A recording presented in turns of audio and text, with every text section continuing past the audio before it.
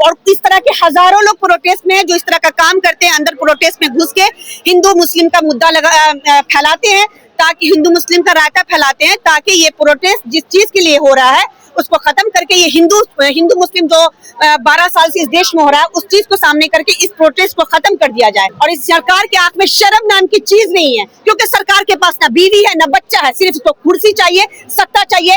एक नंबर की दलाल सरकार है, गुंडा सरकार है। लेकिन मुझे नहीं लग रहा है कि सरकार को थोड़ी सी भी शर्म होगी, सरकार इस मामले में थोड़ी भी अपनी चुप्पी तोड़ेगी, मुझे नहीं लग रहा है। संसद में जाने की बात है, याद रखिएगा पुलिस उसमें दमनकारी अपना जो रवैया है वो जरूर अपनाएगी। सवाए हिंदू मुसलमान को लेकर लड़ाने के और क्या ही किया है उन लोगों ने।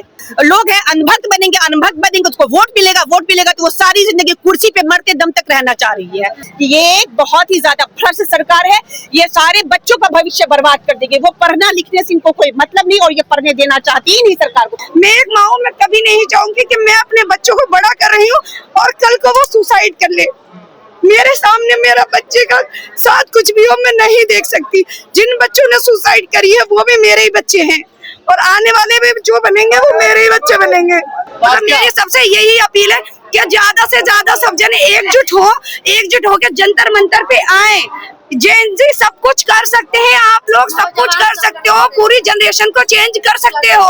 तो बस यह मौका है, ये मौका शायद जिंदगी में आपको मिले ना मिले, ये अपॉर्चुनिटी आपको मिली है और इसका मौके का फायदा उठाओ।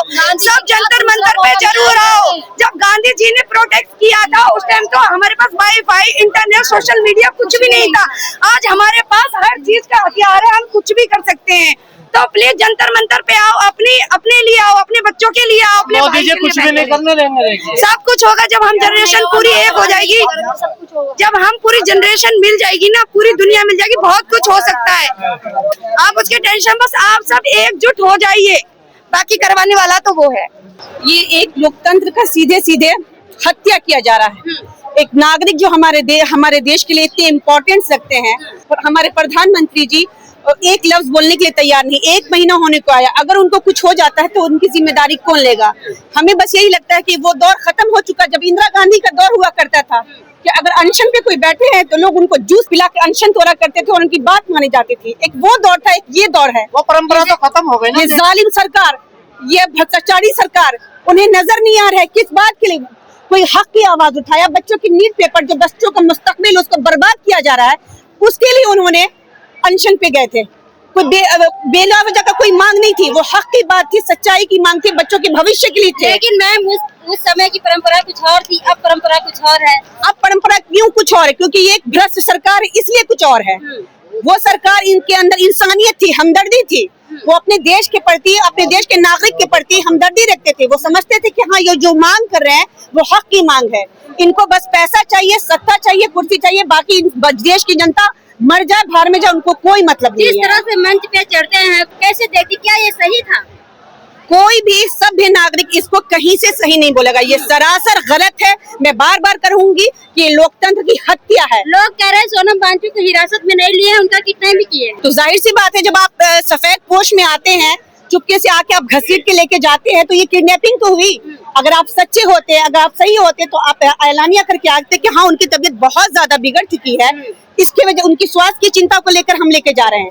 आप तो चोरों की तरह आए, चुपके से उठा करके उनको लेके जा रहे हैं, तो ये कहाँ से सही होगा? कोई भी एक सभ्य इंसान इसको सही नहीं मानेगा। क्या लगता है संसद तक पहुँच पाएंगे आप? कोशिश पूरी रहेगी, लेकिन हमें डर है कि हमारी जो सरकार है, बस सरकार, वो अपना दमनकारी जो उनका तरीका है, पुलिस को आगे करके दमनकारी अत्याचार जरूर करेंगे। ये इस बात का पूरा हमको यकीन है। लेकिन हमारी कोशिश रहेगी, जितने भी तमाम लोग यहाँ पे प्रोटेस्ट में शामिल हुए तहे दिल से, इतनी सख्त गर्मी में अपने बच्चों के भविष्य के लिए, वो जरूर इसका कितना भी जुल्म करे ये गवर्नमेंट, ये पुलिस वाले, कदम दर कदम हम आगे बढ़ाते रहेंगे और हक की आवाज बुलंद करते रहेंगे। सोशल मीडिया पे पोस्ट जारी हो रहा है कि सोनम वांगचुक चाइना के एजेंट हैं। बिल्कुल गलत बात। बिल्कुल, एक मैग्सेसे अवार्ड जो है, एक बहुत बड़ा अवार्ड है, वो अवार्ड क्या चाइना वाले को मिला है? बताइए, सोनम वांगचुक को मिला है ना, उनकी क्या कहते हैं कुर्बानियों को लेके मिला है ना। चीन में जब बहुत ज्यादा ठंड पड़ रही थी तो उन्होंने सोलर हीटर बनवाया। इस तरह की हजारों को, जब गरीब बच्चे वहां पे लद्दाख में पढ़ नहीं पा रहे थे, तो अपने तरीके से उन्होंने उनके लिए पढ़ने के लिए एक झोपड़ी बनाई, झोपड़ी नुमा स्कूल बनाया, इस तरह से बहुत सारे उन्होंने सच इस फील्ड में अच्छा काम किया है। और उनको अगर कहा जाए कि चाइना का एजेंट है तो बहुत ज्यादा ये गलत बात है। अभिजीत दीप्तिया के ऊपर स्याही भी फेंकी गई महिला के वो द्वारा आपको और पता है थप्पड़ भी कि मारा गया। वो आपको पता है कि वो बीजेपी की आदमी है, वो सभी को पता है। और इस तरह के हजारों लोग प्रोटेस्ट में जो इस तरह का काम करते हैं, अंदर प्रोटेस्ट में घुस के हिंदू मुस्लिम का मुद्दा फैलाते हैं, ताकि हिंदू मुस्लिम का रायता फैलाते हैं, ताकि ये प्रोटेस्ट जिस चीज के लिए हो रहा है उसको खत्म करके ये हिंदू मुस्लिम जो 12 साल से इस देश में हो रहा है उस चीज को सामने करके इस प्रोटेस्ट को खत्म कर दिया जाए। जबकि ऐसा कुछ नहीं है। यहाँ पे जितने लोग भी हिंदू मुस्लिम सिख ईसाई सब हक की आवाज लेके आए हैं, वो सब सच्चाई के साथ है, अपने बच्चों के भविष्य को लेकर के आए हैं। वो बहुत चिंतित है कैसे कैसे माएं अपना पेट काट कर बाप अपना कर्जा चुका करके बच्चों का एग्जाम के लिए फॉर्म भरते हैं, उसके लिए मेहनत करते हैं। और इस सरकार के आंख में शर्म नाम की चीज नहीं है, क्योंकि सरकार के पास ना बीवी है ना बच्चा है, सिर्फ उसको कुर्सी चाहिए, सत्ता चाहिए। एक नंबर की दलाल सरकार है, गुंडा सरकार है। अब मैं और कुछ नहीं बोलना आज जो ये भीड़ आई है कि अब सरकार को चिंता करनी चाहिए आज की भीड़ को देखकर। भीड़ तो खैर दिन ब दिन बरोज बढ़ती जा रही है, लेकिन मुझे नहीं लग रहा है कि सरकार को थोड़ी सी भी शर्म होगी। सरकार इस मामले में थोड़ी भी अपनी चुप्पी तोड़ेगी, मुझे नहीं लग रहा है। संसद में जाने की बात है, याद रखिएगा पुलिस उसमें दमनकारी अपना जो रवैया है वो जरूर अपनाएगी। मुझे नहीं लग रहा है कि यहाँ तो संसद मार्च नहीं करना चाहिए। करेंगे तो जरूर, चाहे कुछ भी अत्याचार करेंगे, वो सक्सेस हो पाए या नहीं हो पाए ये बात की बात है, लेकिन करना जरूर है। जो हम लोगों का मिशन है उससे पीछे नहीं हटना है, क्योंकि एक भ्रष्ट सरकार के पीछे हम लोगों को कदम पीछे नहीं करना है। सरकार बताई जाती है, देखिए किस चीज के लिए मजबूत है, क्या किया है उन्होंने सवाए हिंदू मुसलमान को लेकर लड़ाने के, और क्या ही किया है उन लोगों ने कि आए दिन किसी न किसी एग्जाम का पेपर लीक हो रहा है, क्योंकि ये सरकार पढ़ने ही देना नहीं चाह रही है। जब पढ़ेगी नहीं तो सारे जो लोग हैं अनभक्त बनेंगे, उसको वोट मिलेगा तो वो सारी जिंदगी कुर्सी पे मरते दम तक रहना चाह रही है। बस यही प्लान है उसका, और कोई प्लान। हाँ, सरकार की जागरूक हो रही है क्या? जनता तो अल्हम्दुलिल्लाह बहुत हद तक जागरूक हो चुकी है।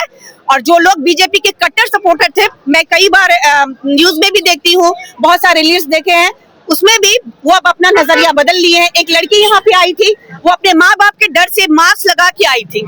सोचिए वो जेनजी का नजरिया बदल चुका है, क्योंकि वो पढ़ रही है, उसको एजुकेशन की ऐसी पावर है, उनको समझ में आ रहा है कि ये एक बहुत ही ज्यादा भ्रष्ट सरकार है, ये सारे बच्चों का भविष्य बर्बाद कर देगी। वो पढ़ना लिखने से इनको कोई मतलब नहीं, और ये पढ़ने देना चाहती ही नहीं सरकार को। ना पढ़ेगी ना सरकार में, क्या पढ़ लेगी लिख लेगी तो वोट देगा नहीं कोई बीजेपी को, जाहिर सी बात है। इसीलिए ये सरकार नहीं चाहती कि स्टूडेंट आगे बढ़े और पढ़ाई हो। इतना दिन हो गया प्रोटेस्ट को चले, पीसफुल मार्च, उनको इस प्रोटेस्ट से तो कोई मतलब नहीं था, क्योंकि स्ट्रीम मीडिया क्या है, दलाल मीडिया, चाहे वो एबीपी हो, एनडीटीवी हो, आज तक हो, 9 टीवी हो, कोई भी हो, सारी दलाल है। तो उनको इस प्रोटेस्ट से कोई मतलब ही नहीं। इस तरह के जहाँ भी प्रोटेस्ट हुए, किसान आंदोलन, कभी भी स्ट्रीम मीडिया नहीं गई है।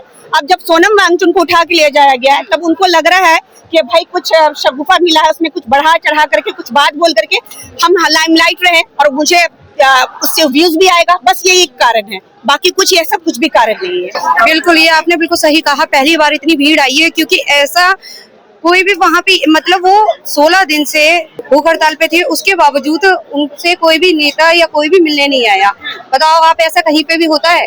फिर इतनी भीड़ होगी। आज वो किस लिए बैठे? हमारे बच्चों के फ्यूचर के लिए बैठे थे, इसीलिए तो उन्होंने भूख हड़ताल की थी, ये नहीं किसी और के लिए बैठे हुए। तो मेरी समझ में नहीं आ रहा फिर भी ये जो प्रधानमंत्री है क्यों नहीं सुनते? ये किसकी वजह से आज बने हैं? ये हमारी सबके वोटों की वजह से तो ये बने, और ये हमारी ही नहीं सुनेंगे तो बताइए किसकी सुनेंगे?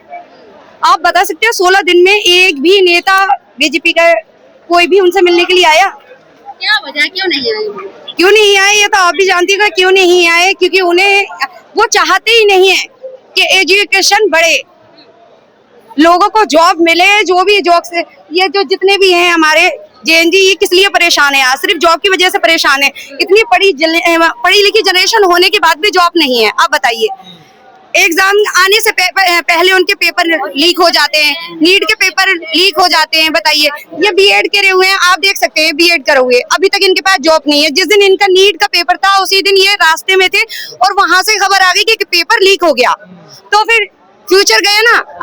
आज कोई सी भी कंपनी में यानी प्राइवेट कंपनी में जॉब करते हैं, क्यों नहीं करते? क्यों? इसीलिए इन्होंने बीएड किया था कि आने वाली जनरेशन में मैं जोमेटो या स्विगी में काम करूं। नहीं किया था ना। माँ बाप हम अपने बच्चों की एजुकेशन दे रहे हैं, बहुत छोटे से पढ़ा रहे हैं अपने बच्चों के लिए।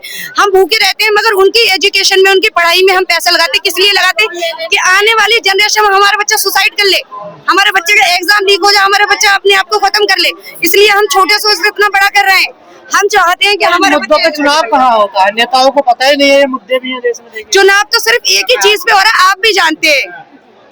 आपको ये पता है ना, हिंदू बनो ना मुसलमान बनो, सबसे पहले एक अच्छा इंसान बनो। इंसानियत बची नहीं है दिल में तुम्हारे, और मजहब और धर्म के लगा रहे हो नारे। आप बताओ, बस मुद्दा तो इस पे चल रहा है, सिर्फ धर्म पे मुद्दा चला है। किसी भी एजुकेशन पे चलता तो क्यों नहीं चल रहा? 16 दिन से यहाँ भूख हड़ताल पे बैठे हुए, क्यों एजुकेशन का मुद्दा नहीं चला? मुद्दा तो सिर्फ ये चल रहा है कि बस मस्जिद और मंदिर, इस पे वोटिंग चल रही है। जो भी अगर पढ़े लिखे समझदार लोग हैं तो वो ये सोच लगाएं, जब भी दंगा फसाद होता है, कोई भी प्रधानमंत्री नेता का बच्चा या किसी का घर का कोई मारा जाता है, सिर्फ आम लोग सारे वही मारे जाते हैं। क्यों नहीं सोच रहे? अब भी लोग धर्म पे अपनी वोटिंग कर रहे हैं। मत करो, अपने बच्चों के बारे में सोचो, बच्चों के फ्यूचर के बारे में सोचो। मैं एक माँ हूं, मैं कभी नहीं चाहूंगी कि मैं अपने बच्चों को बड़ा कर रही हूँ और कल को वो सुसाइड कर ले। मेरे सामने मेरा बच्चे का साथ कुछ भी हो, मैं नहीं देख सकती। जिन बच्चों ने सुसाइड करी है वो भी मेरे ही बच्चे हैं, और आने वाले भी जो बनेंगे वो मेरे ही बच्चे बनेंगे। तो कभी मैं नहीं चाहूंगी किसी के बच्चे के साथ कभी ऐसा हो।